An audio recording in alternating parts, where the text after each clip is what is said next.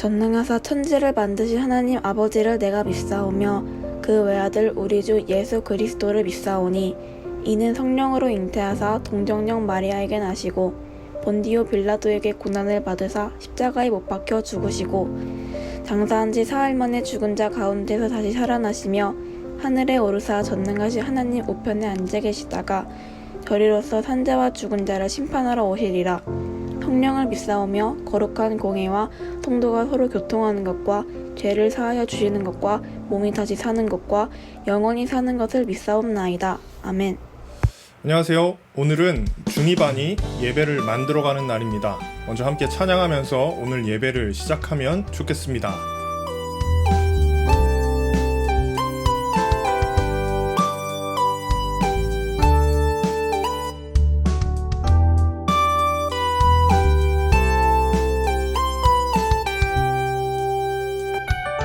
이 세상의 부유함보다 이 세상의 좋은 친구보다 나의 꿈을 이루는 것보다 더 귀한 분 필요한 모든 것을 다 얻고 내가 원한 삶을 사는 것보다 어느 누구의 그 사랑보다 귀한 분 내 영혼 비추시고 내게 생명 주신 주님 주의 사랑 너무 커 나의 맘 들여줄게 주님만 영원히 사랑해 나의 사랑 멈추지 않으리 주님만 영원히 사랑해 나의 사랑 멈추지 않으리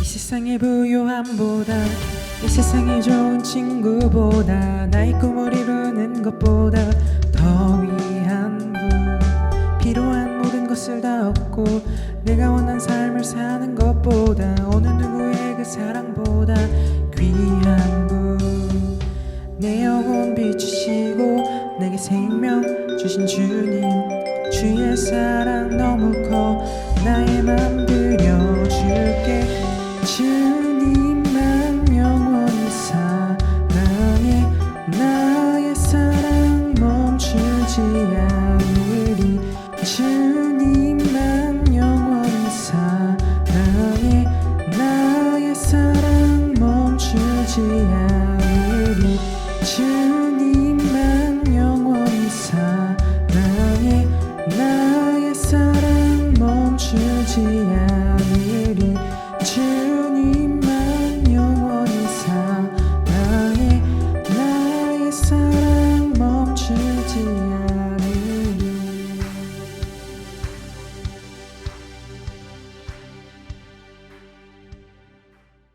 우리를 대표해서 박현정 선생님 기도해 주시겠습니다.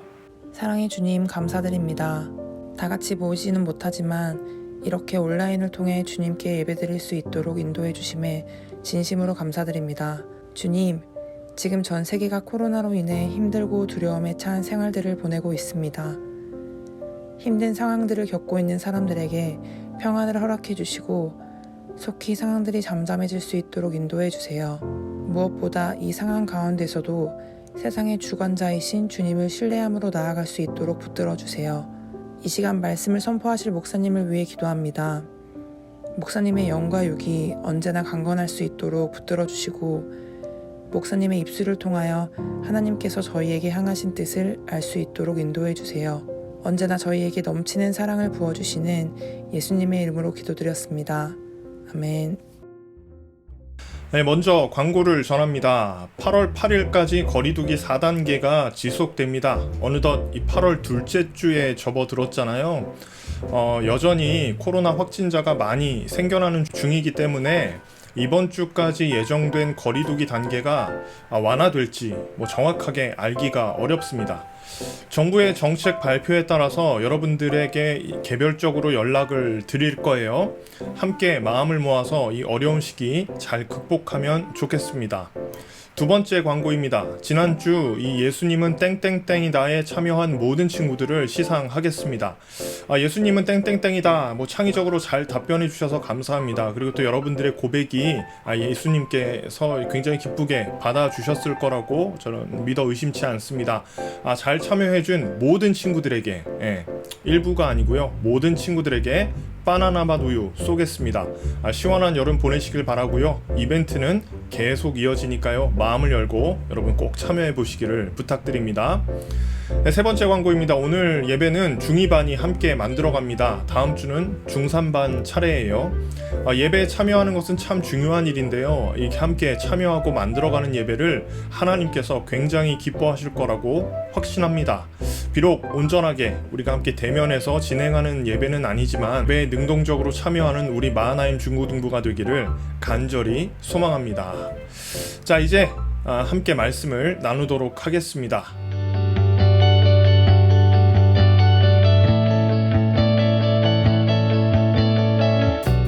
오늘 말씀 봉독은 누구더라? 오늘 말씀 봉독은 지하은 학생이 해주겠습니다. 무리 중 한 사람이 이르되 선생님 내 형을 명하여 유산을 나와 나누게 하소서 하니 이르시되 이 사람아 누가 나를 너희의 재판장이나 물건 나누는 자로 세웠느냐 하시고 그들에게 이르시되 삼가 모든 탐심을 물리치라 사람의 생명이 그 소유에 넉넉한 데 있지 아니하니라 하시고 또 비유로 그들에게 말하여 이르시되 한 부자가 그 밭에 소출이 풍성하매 심중에 생각하여 이르되 내가 곡식 쌓아둘 곳이 없으니 어찌할까 하고 또 이르되 내가 이렇게 하리라 내 곡간을 헐고 더 크게 짓고 내 모든 곡식과 물건을 거기 쌓아두리라 또 내가 내 영혼에게 이르되 영혼아 여러 해 쓸 물건을 많이 쌓아두었으니 평안히 쉬고 먹고 마시고 즐거워하자 하리라 하되 하나님은 이르시되 어리석은 자여 오늘 밤에 내 영혼을 도로 찾으리니 그러면 내 준비한 것이 누구 것이 되겠느냐 하셨으니 자기를 위하여 재물을 쌓아두고 하나님께 대하여 부여하지 못한 자가 이와 같으니라.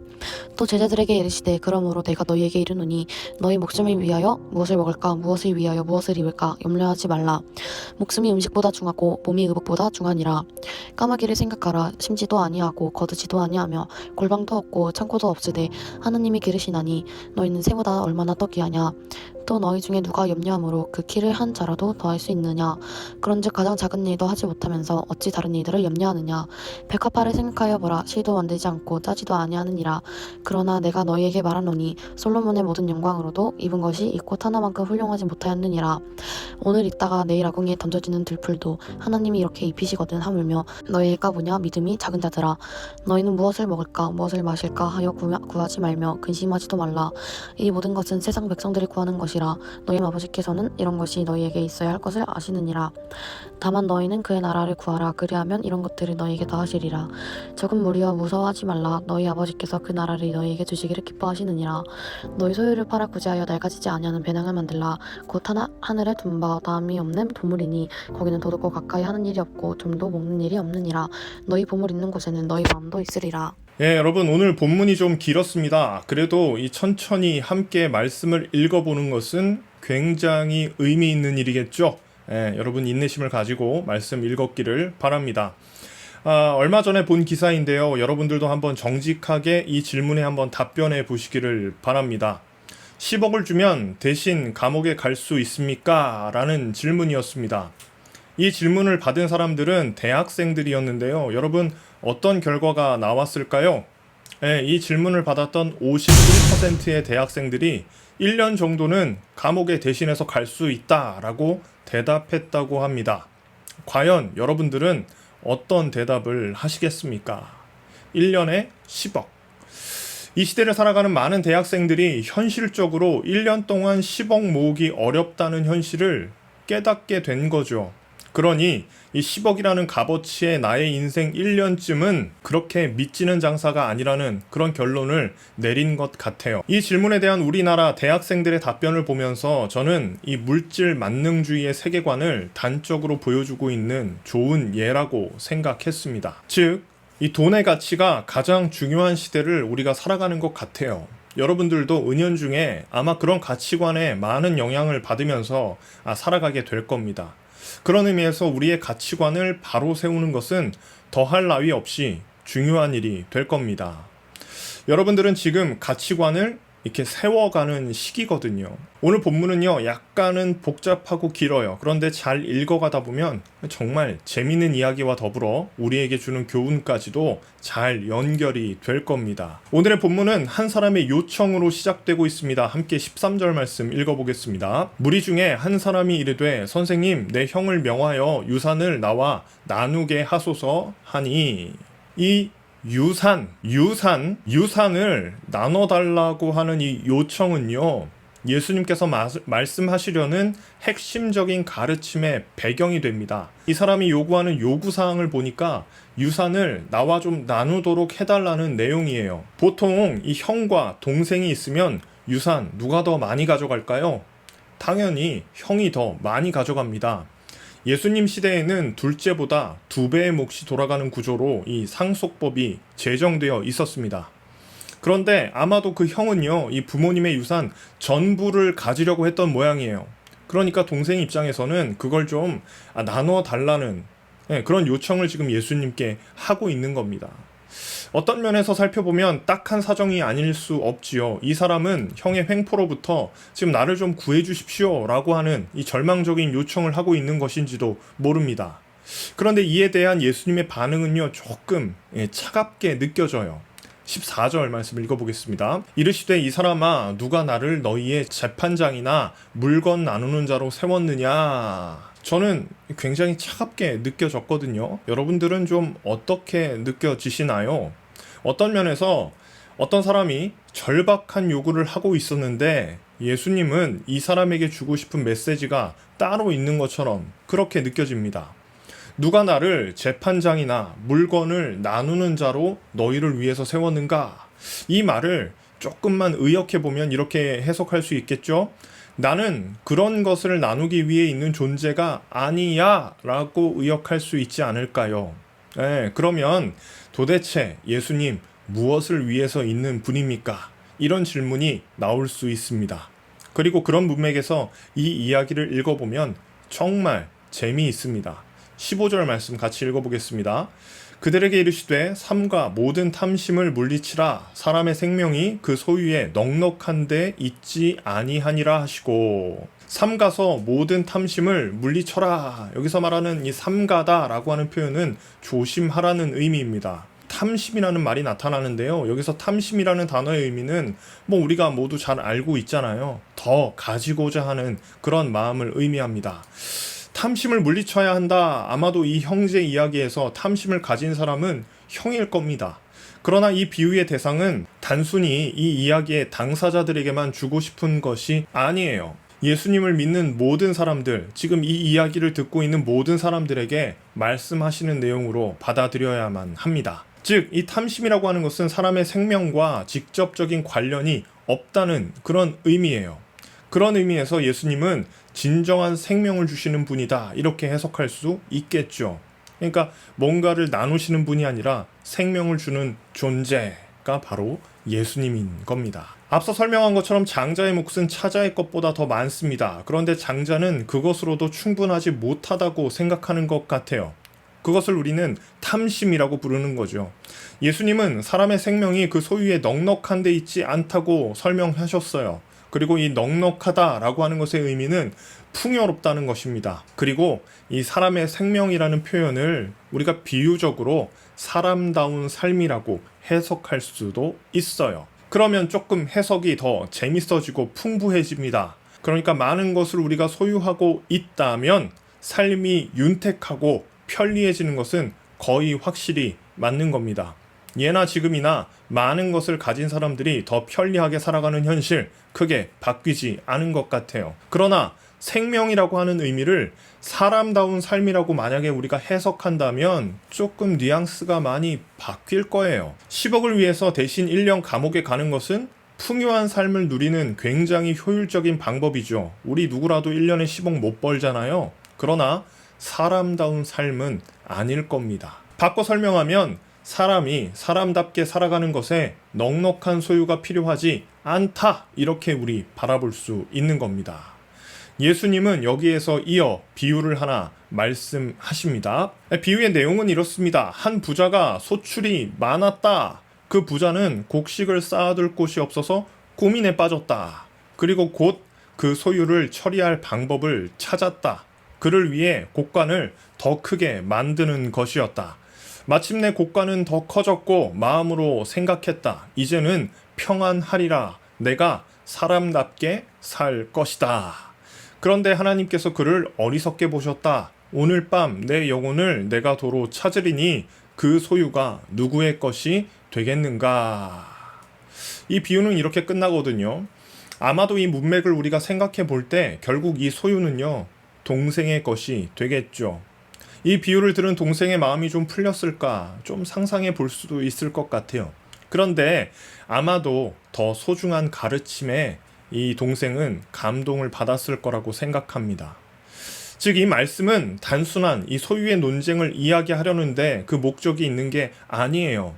그 논쟁의 발단이 된 이 탐심에 대한 예수님의 가르침이고 경고입니다. 이 이야기의 결말은 21절에 잘 나타나고 있습니다. 함께 읽어볼까요? 자기를 위하여 재물을 쌓아두고 하나님께 대하여 부요하지 못한 자가 이와 같으니라. 자기를 위해서 재물을 쌓아두고 하나님께 대하여 부요하지 못한 자가 바로 이런 사람이다. 자신을 위해서 재물을 쌓아두었지만 결코 사람답게 살아가지 못했던 사람이 바로 그 형과 같은 사람이라는 것을 강력하게 지적하고 있는 겁니다. 그러면 도대체 어떻게 살아가는 것이 좀 사람답게 살아가는 것일까요? 이런 질문이 생겨나야 정상적인 거죠. 우리가 탐심을 가지고 살아가지 않으려면 어떻게 해야 합니까? 우리는 무소유의 정신으로 살아야 하는 것일까요? 마치 법정 스님처럼, 아니면 여러분 디오게네스라고 아시는지 모르겠어요. 알렉산더 대왕이 일광욕을 하고 있는 이 디오게네스에게 소원을 물어요. 그때 그 사람이 이렇게 이야기하죠. 당신이 지금 햇빛을 좀 가리고 있어요. 조금만 비켜주십시오. 이렇게 이야기했다는 거예요. 마치 그런 것처럼 금욕적인 그런 삶을 살아가라는 의미일까요? 기독교의 정신은 그런 금욕적인 훈련으로 득도를 하는 것이 아닙니다. 33절과 34절 함께 읽어보겠습니다. 너희 소유를 팔아 구제하여 낡아지지 아니하는 배낭을 만들라. 곧 하늘에 둔 바 다함이 없는 보물이니 거기는 도둑도 가까이 하는 일이 없고 좀도 먹는 일이 없느니라. 너희 보물이 있는 곳에는 너희 마음도 있으리라. 너희의 소유를 팔아서 구제하라. 그것은 낡아지지 않는 배낭이 될 거야. 그것을 곧이라는 말로 다시 설명하고 있어요. 하늘에 둔 다함이 없는 보물이다. 우리는 무소유의 삶을 영위하는 사람들이 아니에요. 여러분, 우리가 가진 것을 팔아서 누군가를 돕는 삶을 살아가야 한다고 성경은 이야기하는 거예요. 이것이 영원한 삶을 살아가는 삶의 방식이자 사람답게 살아가는 방식이라고 성경이 이야기하고 있는 거예요. 그러니까 하늘에 보물을 쌓으라 라고 이야기하는 의미는요, 교회에 헌금 많이 하라는 말이 아니라 자신의 것을 들여서 누군가를 도우라는 것으로 요약할 수 있겠습니다. 그러면 탐심을 물리치는 삶이라고 하는 것은 적어도 자신에게 있는 소유를 자신을 위해서만 사용하는 것을 넘어서 다른 누군가를 위해 사용하는 것임을 알 수 있겠습니다. 그런 의미에서 탐심을 재정의한다면 이렇지 않을까요? 자신이 소유하는 것을 그 자신조차도 어찌할 수 없도록 만들어 버리는 것, 그것이 탐심 아니겠습니까? 제가 굉장히 좋아하는 드라마 중에 응답하라 1988, 소위 응팔이라는 드라마가 있었습니다. 경제개발이 한창인 그 시절에 그렇게 풍요롭지 못한 사정이 있는 이웃들이 모여서 살아가는 모습을 그린 휴먼 드라마입니다. 그 드라마를 보면 참 사람답게 살아가는 것이 무엇인지를 잘 보여주고 있어요. 기독교나 예수님에 대한 이야기가 전혀 등장하지 않음에도 불구하고 이 동네에 살아가는 모든 사람들이 굉장히 행복하게 느껴졌거든요. 그 사람들의 소유가 넉넉해서가 아니라 이웃끼리 베푸는 것에 인색하지 않았다는 것이 아마도 그 드라마의 역점이 아니었을까 생각해 봅니다. 그래서 이 본문의 핵심은요, 이 탐심을 경계하라는 것이기도 하지만 결국은 이웃에게 관심을 주는 삶을 가리키는 것으로 경도되고 있습니다. 바꿔 설명하면 이웃에게 관심을 가질 수 없게 만드는 우리의 마음의 핵심, 그것이 뭐냐? 바로 탐심이다 라고 하는 것을 가르쳐주고 있다는 거예요. 비대면으로 예배하는 상황에서는 더더욱 그런 것 같아요. 우리는 함께 예배하는 우리 모두에게 조금 무관심해 있는 건 아닌가라고 하는 생각이 들기도 합니다. 어떤 면에서 이 현대 교회가 지닌 정말 큰 약점처럼 느껴져요. 개개인의 목표와 목적이 분명히 있을 겁니다. 여러분들에게도 그런 거 있잖아요. 또 그것을 이루기 위해서 우리는 적당한 욕심, 적당한 욕구가 반드시 필요합니다. 그러나 그것만으로 사람다운 삶을 살아가기에는 너무 부족해요. 성경은 우리에게 자신의 소유를 추구하는 삶을 살아가지 말고 누군가를 위해서 자신의 소유를 사용할 것을 강조하고 있습니다. 비단 이 교회 안에서뿐만이 아니라 여러분들이 속한 이 다양한 공동체 속에서 자신이 가진 이기심을 좀 줄이는 것, 그래서 탐심을 줄이고 자신의 것을 팔아 누군가를 위해 사용할 수 있는 그러한 사람다운 삶이 있는 마하나임 중고등부가 되기를 간절히 기대해 봅니다. 기도하겠습니다. 항상 살아계시고 역사하시는 하나님 아버지, 오늘은 탐심과 사람다운 삶에 대해 나누었습니다. 우리는 소유로 사람답게 사는 존재가 아니라 우리가 가진 소유를 잘 사용함으로써 사람답게 살아갈 수 있음을 배웁니다. 점점 관계가 피상적이 되고 서로를 돌아보는데 익숙하지 않은 시기를 살아갑니다. 코로나가 확산되면서 우리의 파편적인 관계성은 더더욱 심해지는 것 같기도 합니다. 그러나 이 말씀 앞에 서 있는 우리의 가치관은 좀 달라야겠습니다. 우리의 욕망을 넘어서 누군가를 위해 오늘의 한 걸음을 우리의 욕망을 넘어서 누군가를 위해 오늘의 한 걸음을 나아갈 수 있는 중고등부가 되게 하옵소서. 건강하고 바른 가치관을 가지고 이 땅을 승리할 수 있는 중고등부가 되게 하옵소서. 돌아오는 한 주도 주님께서 온전히 함께 하실 것을 믿고 감사드리며 예수님의 이름으로 기도합니다. 아멘. 하늘에 계신 우리 아버지여, 이름이 거룩히 여김을 받으시오며 나라가 임하시오며 뜻이 하늘에서 이루어진 것 같이 땅에서도 이루어지이다. 오늘 우리에게 일용할 양식을 주시옵고 우리가 우리에게 죄 지은 자를 사하여 준 것 같이 우리 죄를 사하여 주시옵고 우리를 시험에 들게 하지 마시옵고 다만 악에서 구하시옵소서. 나라와 권세와 영광이 아버지께 영원히 있사옵나이다. 아멘. 오늘의 이벤트입니다. 귀찮아서 안 하는 친구들도 있고 부끄러워서 안 하는 친구들도 있을 텐데 여러분 제발 그러지 좀 마시고 한번 참여해 보시기를 바랍니다. 이제 이어서 나오는 영상을 보면서 공통적으로 추론할 수 있는 단어를 한번 찾아보세요. 물론 이 단어는요, 오늘 설교에서 나온 단어예요. 이것 때문에 설교를 다시 보는 것도 의미는 있겠네요. 돌아오는 한 주, 진정한 생명은 어디에 있습니까? 우리 예수님은 썩어 없어질 것을 위해서 존재하는 분이 아닙니다. 영원한 생명을 위해서 계신 분입니다. 그 사실을 믿음으로 바라보는 사람들은 이기심을 버리고 자기를 부인하며 한 주를 살아갈 것입니다. 날씨가 많이 이제 더워지고 있어요. 우리 건강한 모습으로 다음 주에 만나기를 기대합니다. 빠염!